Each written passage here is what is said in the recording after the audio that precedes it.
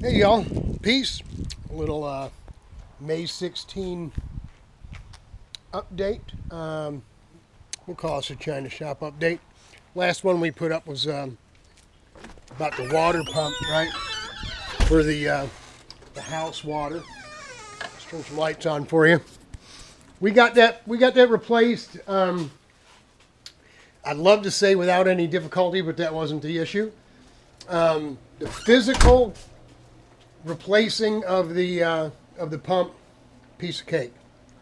We didn't have any problem with any of the hoses or fittings or anything like that. Nothing with getting it primed and drawing water. Seeing as the head pressure from the water tanks would have, just turning the valve back on would have primed the pump. There's no issue there. The one problem we did have was I was a bit of a spaceman, turning the power on and off as we were having a little trouble with it pumping up to pressure. The pump from the factory is set at 115 volt. Says that in big, bright yellow sticker right on top of the box. And we're running 220 to it. So it's just a matter of two screws, taking the cover off, pushing the switch from 115 to 230, putting the two screws back on. It was that simple. Just took us a while to figure out what was going on. Looking back at it, we should have known. The pump sounded like it was a TIG welder on AC. And it would only run for a second, and then the motor would overheat. Thank God there was some kind of override in there that would just stop the motor from running, even though the pressure switch was still closed, asking for power to turn the motor, but the motor wouldn't turn. Initially, we called for some help from around the block, from Sherry's friends live around the block. He's a plumber. Sent the kid over. I've known the kid since he was just a little guy, 8, 9 years old. He's 25 years old now, ex-Navy. Tyler, thanks for your service to our country, our nation. We appreciate you. Good kid, hard-working kid, not like the rest of his generation for sure. But even he was a little miffed, didn't know what was going on. Then he figured out that, when he went to the breaker and saw that the two breakers were tied together, that it was 220, and I had just completely brain fart. I know, but he went into the box to change it from 115 to 230, and he didn't know it was a switch because he, like me, didn't look at that part of the manual, right? I just looked. I was just concerned about making sure that the pump was primed and it wasn't going to run dry. I thought that was going to be the biggest issue, and overlooked the power altogether. So he thought this switch that slides back and forth, that touches 4 of the 6 contacts that are made there, was a fuse instead of a switch. So he pulled it out, turned it, and put it back in, thinking if I turn it 180, put it back in, now it'll be 230. But he put it back in over to the right, which is the setting for 115. And, metal connections are metal connections. It doesn't know any better. So only when we figured out that it was a switch did we run in the back, switch it over, and then it runs nice and quiet. I would compare it to your swimming pool filter motor, your pump motor, right? It's so nice and quiet. There was points, Randy, even you said you could hear on that video how loud that thing was. It would, if you weren't ready for it and that thing kicked on, sometimes it would just lose a couple pounds. It would nip, nip, just for a second, just to, and it would get you right up out of your shirt. Shock you right out of your shorts. It was so loud. But now that's all behind us. We got the new pump on. One tiny little leak. It's not literally leaking. It's just it's it's oozing out of a fitting, but I'm going to go ahead and fix it. I'm not going to do it today, and it's been a couple of days since we've got it up and running, but because we've got to shut everything down, shut the feed from the tanks down, drain the pump down at least about halfway, not all of it, and because it's the stainless steel braided line on the top that feeds the pressure tank. That fitting that goes into the cast iron housing is leaking a little. We put what's called Blue Gorilla high pressure water thread tape. Instead of just using the white thread tape, we used the blue stuff, which you're supposed to. But that particular fitting, looking at the old pumps over on the bench over there, it had thread tape and pipe dope. And like I said, it's just seeping out and then sitting in a recess on top of the housing. It's not running down. It's not dripping and draining and running down. But it's just seeping. And I want it right. So we'll go ahead, maybe while Rich is here tomorrow, before he bails out and goes helps his buddy Joe. We had storms come through last night, pretty bad. I mean, the whole, all of Michigan. I mean, pretty much everything from West Michigan all the way over the lake from Chicago. It was all encompassing. Probably up to mid-Michigan, down to the border, west to east. Hit us pretty good too. I didn't walk around the house yet, but I don't see any big branches down or anything. But we had some high wind, downpour of rain, thunder, lightning that shook the ground, shook the entire house. So it was pretty serious. But Rich has got to stop by one of his buddies after he visits us here tomorrow. He's going to help me get my the CIK cart out of the trailer on the stand in here, because Patrick and Alan Brasher are coming over. Patrick McIntyre is going to put my sticker kit on. He's done this a bunch of times, and he has a heat gun. I don't have a heat gun, and he said, I'll just come out and do it for you. So they're going to come out and hang around the old China shop and get the sticker kit put on tomorrow. And I'm going to make my own graphics to put on the sticker kit. The sticker kit itself, I think I've showed you, is just a base. You can't really get regular vinyl to stick to that plastic, that CIK plastic, right? I mean, I thought I had one of these open. It's got some kind of like mold release, or it's just a weird kind of dirt bike plastic that doesn't, I mean, you got to use this super thick vinyl, right? And this is specifically for these Unico pods down here.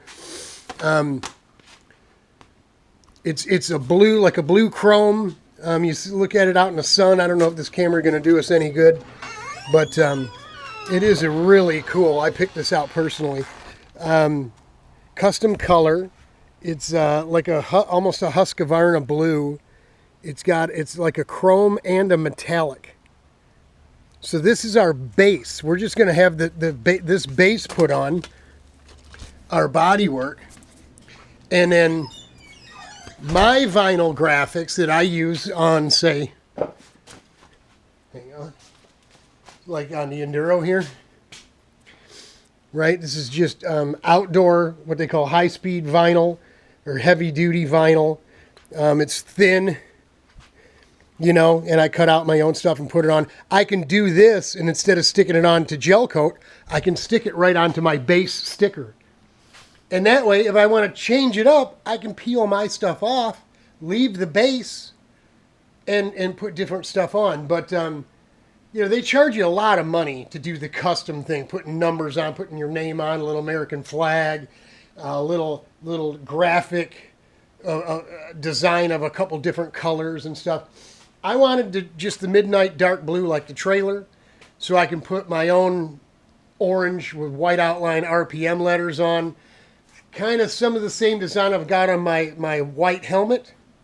The red and orange, which is kind of the Repsol colors, right? We'll put some make some Repsol stickers to put on it too. So you know, we're going to doctor it up ourselves, and ain't nobody else going to have a one that looks like ours, and it'll look cool. Said this was a China shop video where we've got Sherry's wine cooler in place. 24 bottles of wine that thing holds. It's all digital. It's not plugged in yet. It's got LED light that lights up the inside so it looks cool. You can set whatever temperature you want your wine at. It's got a lock for the bottom so she can lock me and everybody else out of it.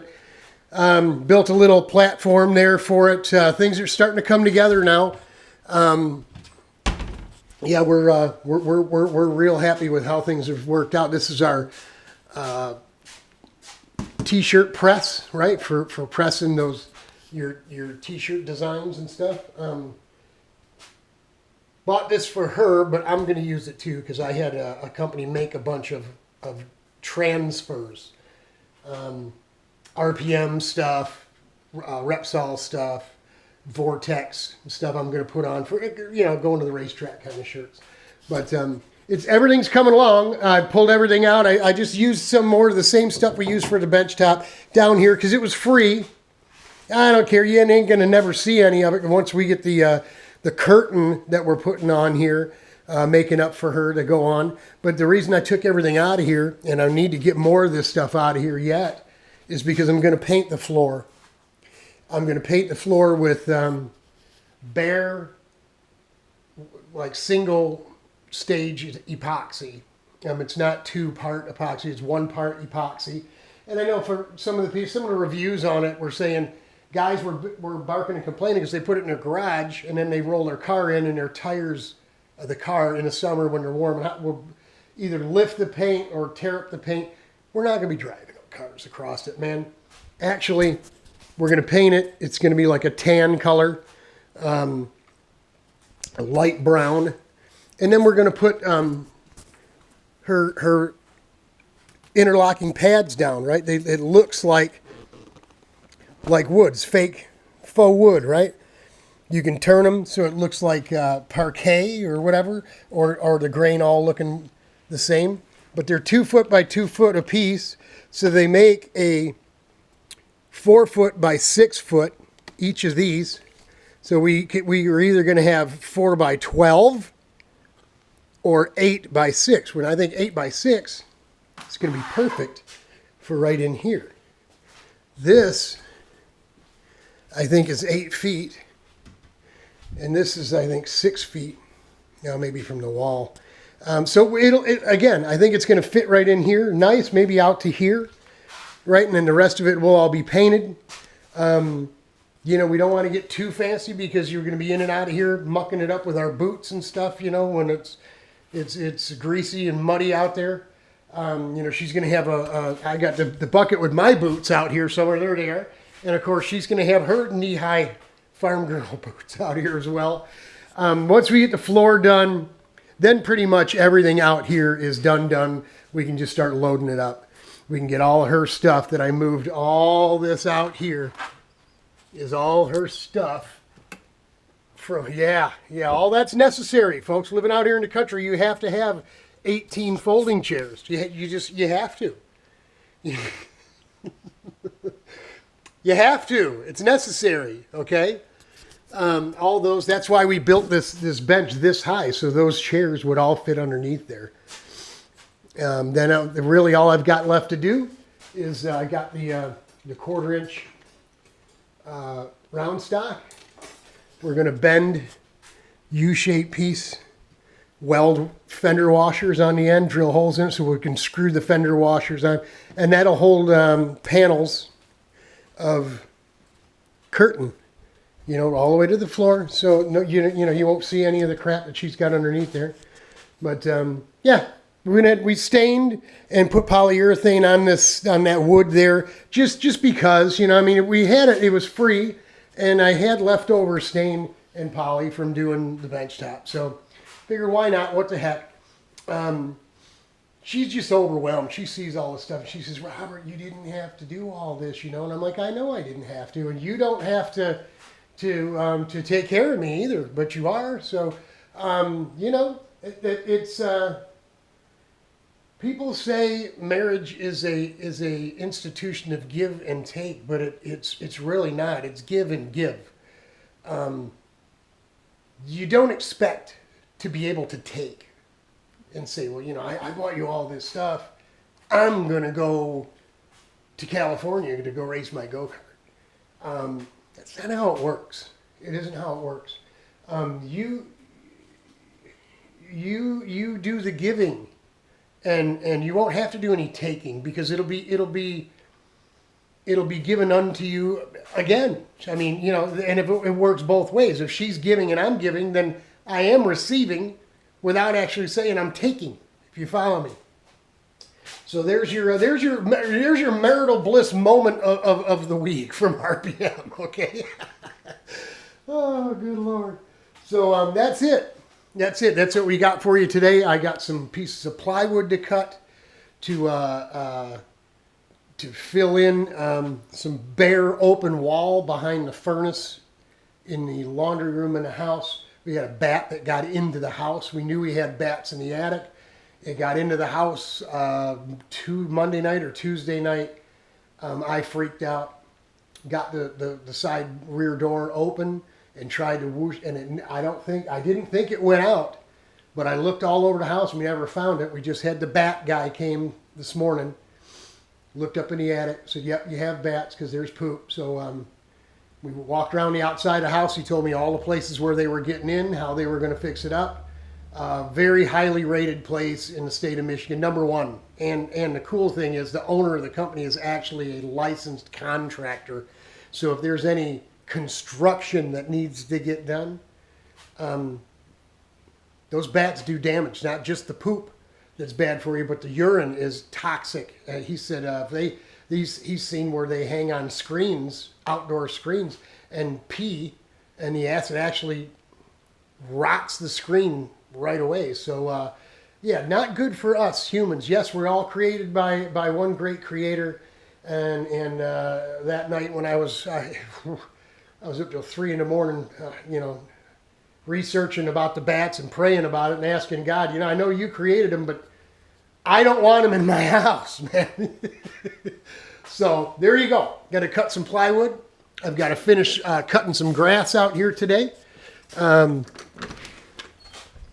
I did around the bonfire here and the side 40 yesterday.